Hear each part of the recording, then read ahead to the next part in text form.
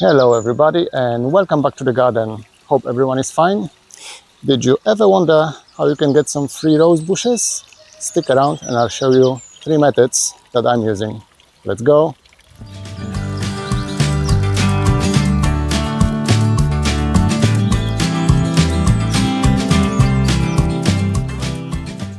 So I'm here in my garden. Let me just quickly show you what I'm going to be using today.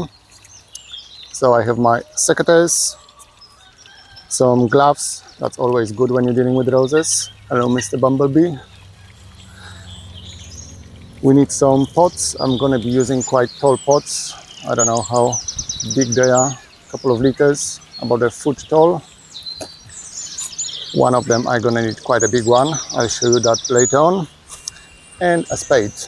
For my growing medium, I'm going to be using my normal garden soil like I always do. I'm getting molehills all around the bottom part of the garden. So I have been collecting some soils from the mole. At least it's getting me some benefits. So yeah, that's the basic equipment we need. Gloves, secateurs, pots and a spade. And apart from that, we need some rose material.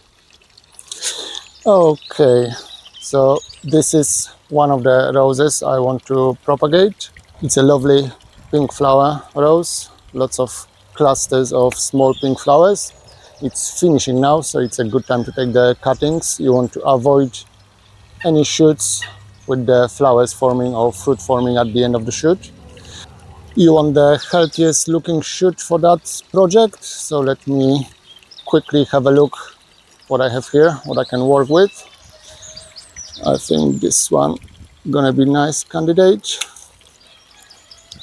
You can remove the bottom leaves, you don't need that. Okay, so this is what I got. You can remove the bottom leaves and leave a couple of them on the top. I'm gonna remove most of them anyway. I'm gonna leave probably 2 or 3 of them. So that's the first one. Let me try to find maybe 2 more from this bunch. That's a second one.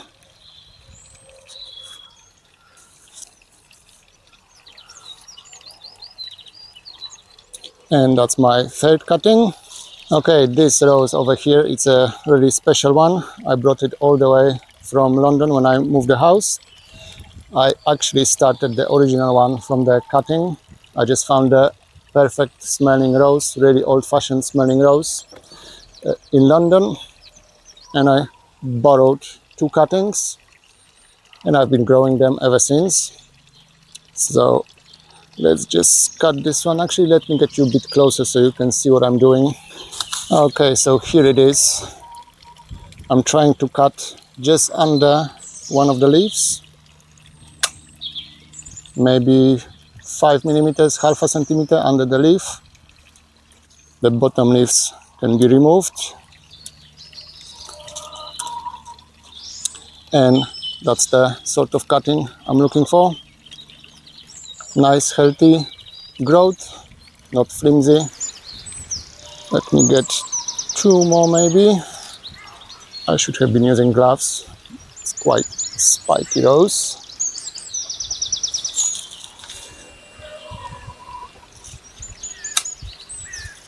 And that's a perfect one as well.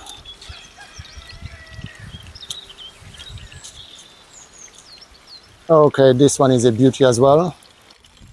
And it also smells fantastic. As you can see, I deadhead most of the roses, but the new flowers are coming, so I'm trying to avoid any shoot with the flower buds on them. All the energy gonna go straight to the flower instead of the root production. So let me have a rummage around. This one looks like a healthy specimen, just like that.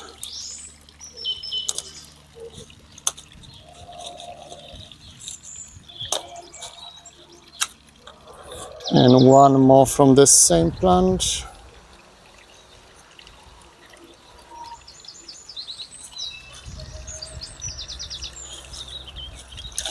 This might be a good candidate.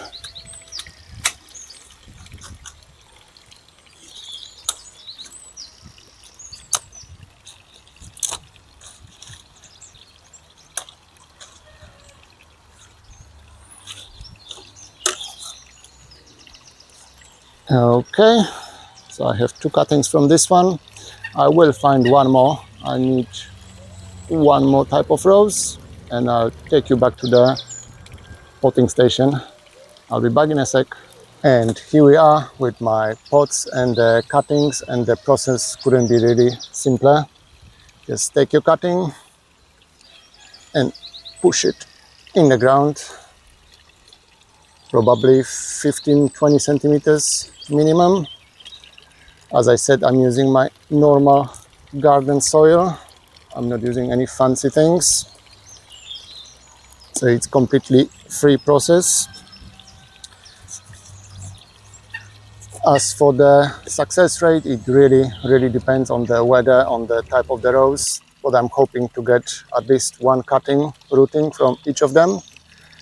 I have a couple of places in mind where I want more roses next year.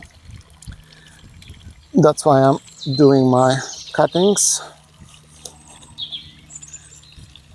If you want to increase your chances of success, you can buy a rooting hormone powder, but I never use that, and it seems to work most of the time.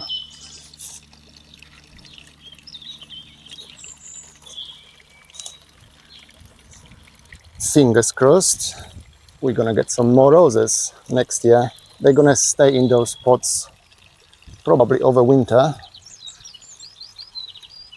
If you really want to, you could actually stick one of the cuttings straight in the ground, and most likely they will grow as well. You just have to keep an eye on watering. That's the only thing really. You don't want the pots to dry out ever when the plants are rooting.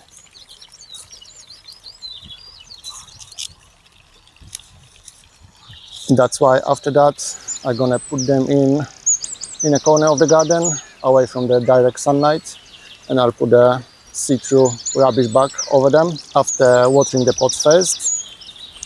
So there you go, the cheapest and easiest way to get more rose bushes for free. It didn't cost me anything. You can use any of your existing rose bushes. You can ask your neighbors for cutting if you like any of their plants. But yeah, that's the easiest way to do more roses.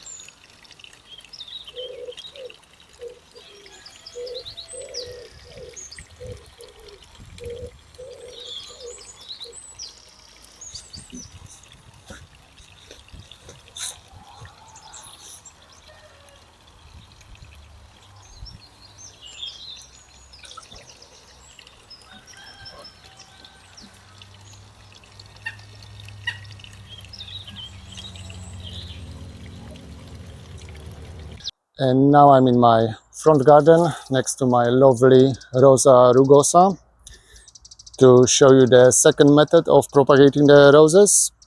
I don't know if you can do that with any other type of rose except the Rosa Rugosa, because the second method is the division, and that type of rose like to sprout from the ground, so you can split the clump and take the new baby plant and move it to a different location. Let me show you how it looks down there so you know what I'm talking about. So as you can see, this is the mother plant, the original one, and you can notice the shoots coming straight from the ground. They are not branching out from one stem only, but they are coming from the ground.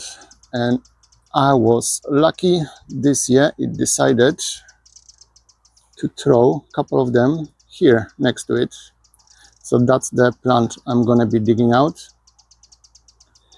You can take the cuttings from Rosa Rugosa as well, but I think this one is just asking to be divided. It's gonna be a foolproof method. I can't see a reason why it wouldn't work. The only problem is there's a couple of gladiola growing next to it, so they're probably gonna be dug out as well. I'll try to keep as much of a root ball as possible. And also I need to cut off this main branch. Sadly, it's too big for moving. So let me cut that one off and we'll try and dig out the baby plant. Okay, so we don't need this one here. That can come off.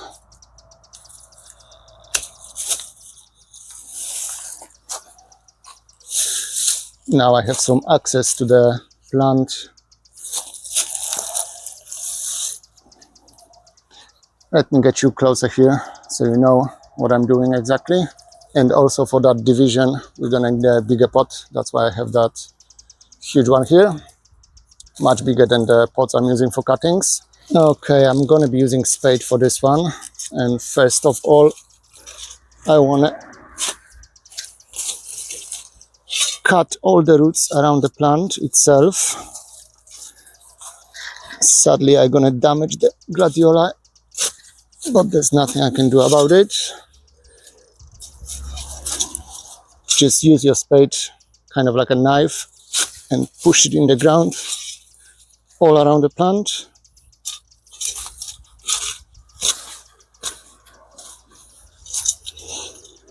There it is, the main root. I might need a secateur for that. And last one cut at the back, and we should be going.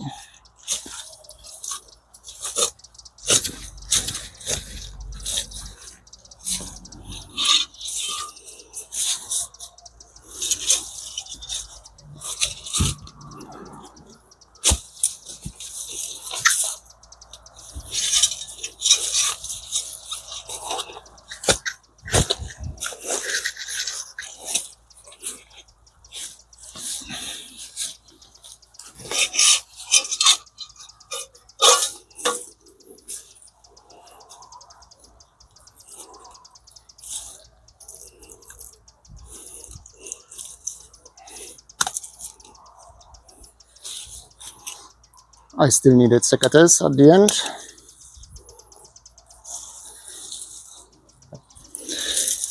But this way, I got a nice plant with enough roots to start growing immediately. Just like that. So now let's go back to our potting station and we can finish that division. Okay, so we are back at my potting station with my lovely Rosa Rugosa division. It's already plenty roots, so that should take quite quickly. So all I need to do now in my big enough pot for the plant, put some of the soil at the bottom of the pot. As I said, this is all my garden soil, nothing fancy. I just dug out a couple of spades of soil from my veggie plot. Okay, I think the depth should be good. I'm gonna try to keep the soil level the same as it was while growing. And now just fill it up with the soil. Really simple and easy.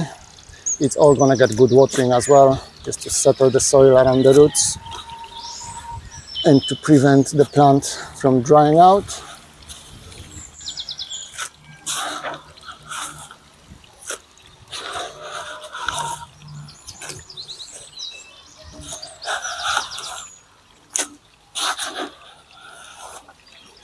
Roses are really easy plants to propagate, either by cutting or by divisions like that. I think the cuttings are the easiest, cheapest, and most reliable option.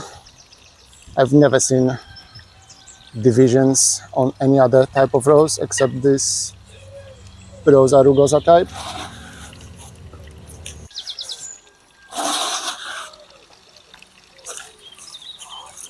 Okay, and here we are. Another one done. And now for the last part of this video, the third method of propagating your roses. We need one of those, one of the rose hips. I don't have any ripe at the moment. I've been deadheading my roses too often, too regularly, but that's what you are looking for. So this is the rose hip from one of the roses. It's still green. When they are ripe, they turn red, most of them. And that's the place in the plant where all the seeds are.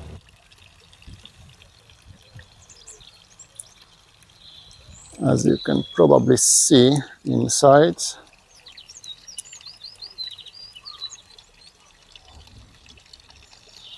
Let me try to open it so it's easier to see. So here are the rose seeds.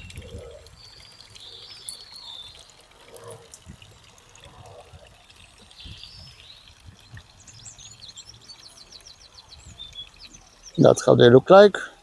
You will find them in any rose if you leave the flowers to finish and rose hip to form. That's what you're going to find inside. You can sow those seeds in any compost in a pot, but the only thing is they need stratification, and there is a wasp.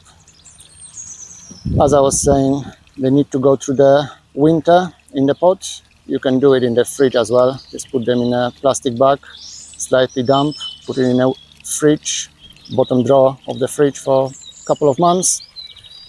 I hope that wasp not gonna sting me.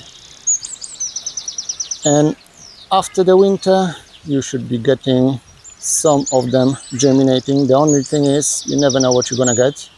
The plant gonna be slightly different than the parent, obviously, grown from seeds. But that might be a fun experiment to do. If you are curious what you're gonna get, why not try it? But as I said, you need the ripe rose hip. This one is still green, so the seeds are probably not viable yet. Okay, so I think that's all I have for you today. I hope you enjoyed the video and you learned something about rose propagation. As I said already, they're all gonna get a good water, and I'm gonna put a big see-through rubbish bag probably, or some other plastic bag on top of them for at least first few weeks, just to stop them drying out in the sun. And I'm gonna keep them in a shady area of my garden. That you don't want them to be exposed to direct sunlight. It's gonna dry them out too quickly before they grow any roots. But yeah, that's my guide on rose propagation. All three methods, all free, no money involved, just pots, soil and rose material. That's all you need. So I hope you enjoyed this video, and I'll see you back here in the garden very soon. Bye.